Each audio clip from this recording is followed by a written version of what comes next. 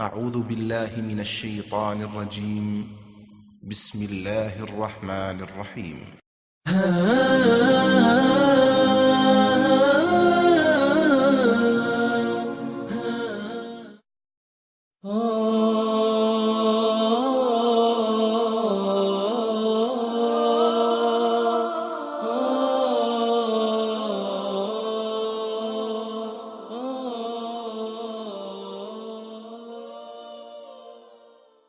اس کے بعد آپ اللہ اکبر کہتے ہوئے سجدے میں چلے جائیں۔ سجدے میں جاتے ہوئے پہلے ہاتھ پھر گھٹنے زمین پر رکھیں اور 7 اعضاء پر سجدے کریں، یعنی پیشانی اور ناک، دونوں ہتھیلیاں، دونوں گھٹنے اور پاؤں کی انگلیاں۔ پھر آپ سبحان ربی الاعلیٰ 3 یا اس سے زائد مرتبہ پڑھیں۔ پھر سجدے سے اٹھ جائیں اور مطمئن ہو کر بیٹھ جائیں۔